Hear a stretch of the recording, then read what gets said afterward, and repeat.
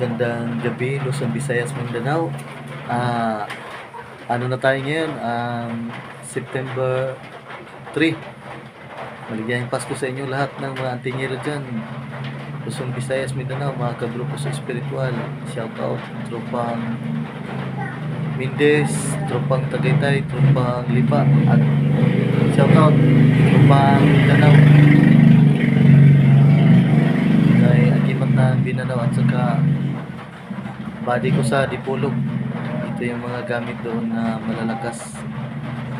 Ibabahagi ko sa inyo yung mga gamit nila doon na may bertod talaga pag marunong ka magkasa. Kaya salamat sa mga solid subscriber natin dyan. 640 na tayo. Salamat sa walang sawa niyong suporta sa vlog natin na maliliit. Ngayon, medyo hindi muna tayo makalakad-lakad dahil bagyo pa.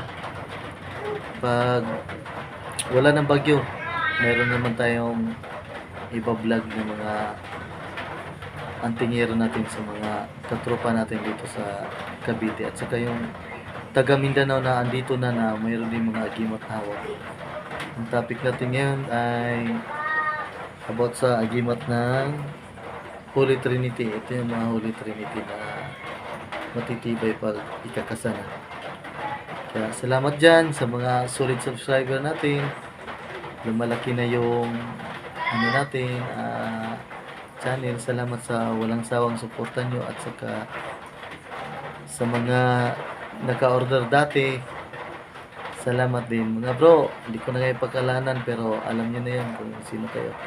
Salamat sa suporta at saka may natulungan kayo sa suporta nyo sa akin. Kaya ito yung ibabahagi ko sa inyo na gamit na isa din sa pinakamalakas pag marunong kang kumasa nito.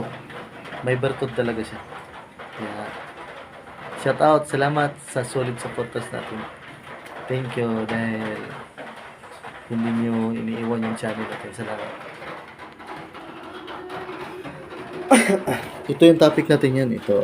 Ito yung langis ni Bro Mulyon na pinagkaloob niya sa akin sa tropa natin dyan sa Batangas. Bro Mulyon, salamat. Ito yung magandang ipahid sa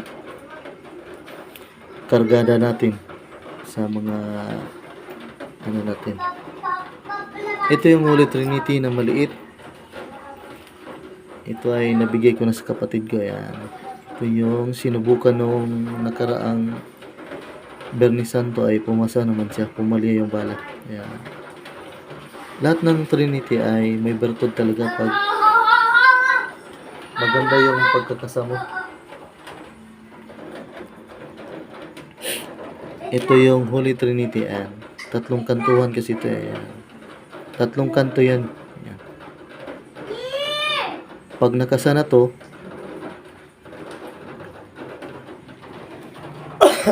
pag nakasa to,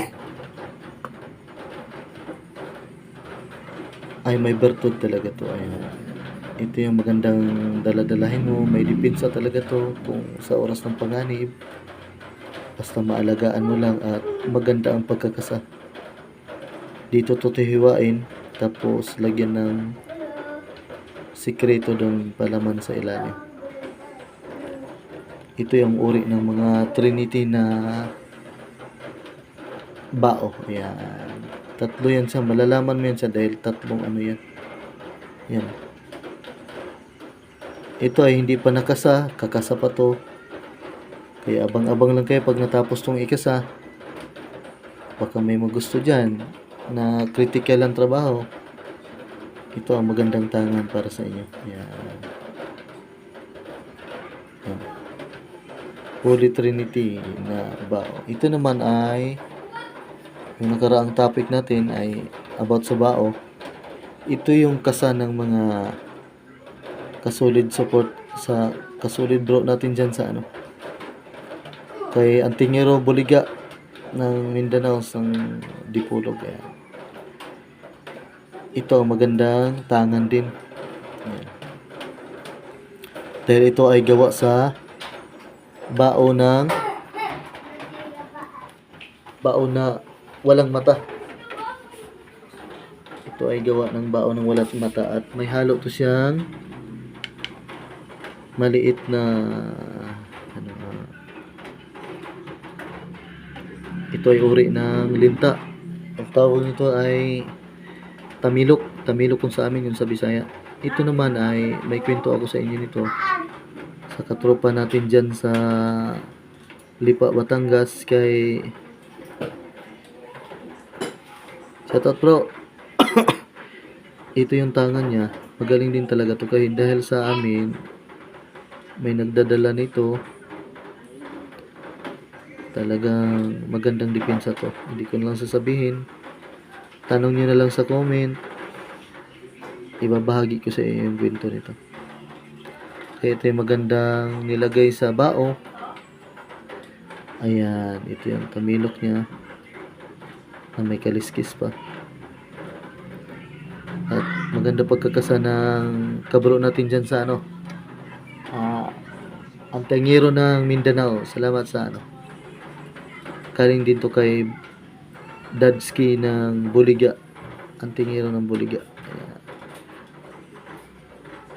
May bertud na rin to dahil ito ay huli din to pagkagawa.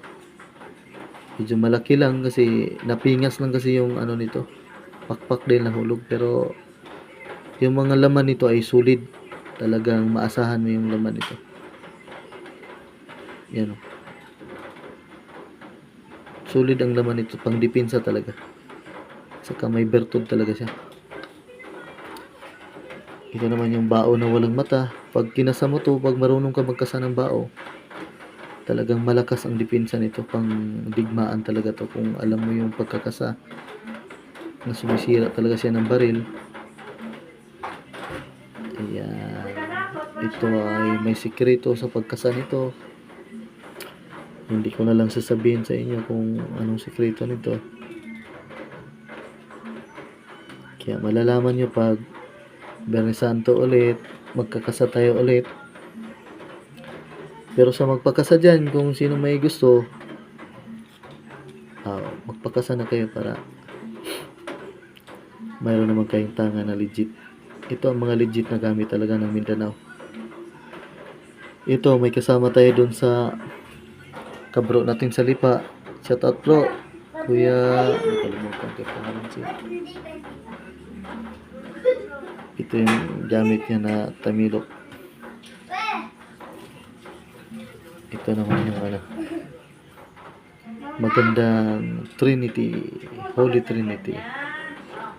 Kaya tinawag siyang Holy Trinity dahil siguro sa 10 makuha mo na nyog, tsamba na lang kung may makuha kang bao. Kaya tinawag siyang holy dahil puro siya ano lang, bunot. Kumbaga puro balat lang siya. Halos wala kang makitang ganito na bao. Ito, pag magaling kang kumasa, mayroong sikretong nilalagay dito. Talagang pumapalya yung bala.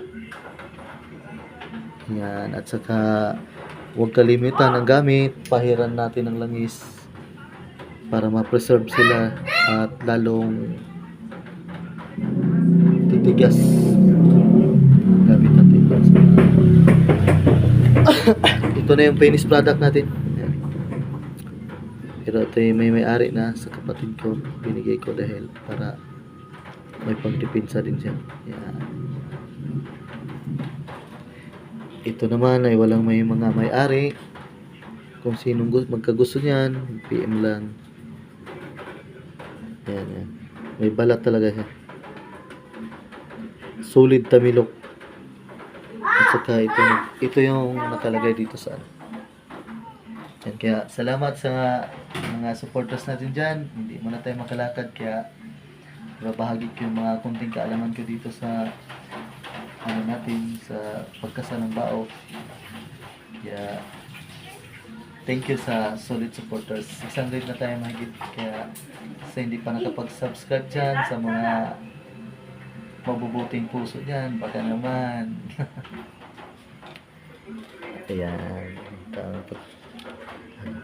At saka yun lang mga sis. Sana iligtas tayong lahat. Mapagpalang gabi sa inyong lahat. Ito yung mga gamit natin. Infinito Diyos. Sinubukan tong tirahin ng bala, talagang umiiwas ang bala.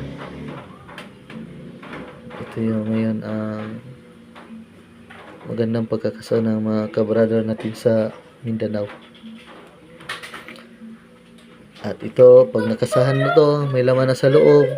Kung sino man ang magtangan, ay iingatan lang at wag ipagmamayabang. At lagi nating tandaan, pag may agima tayo, talagang wag tayong kumain ng karne sa araw ng Bernis at saka sa Martes dahil hihina po ang ating mga kargada at hihina ang ating physical na katawan. Kaya tandaan nyo, pag may kargada tayo, kung maaari, umiwas tayo sa karne, mga karne, para ang ating kargada ay hindi hihina. Yun lang, mapagpalang gabi sa inyong lahat.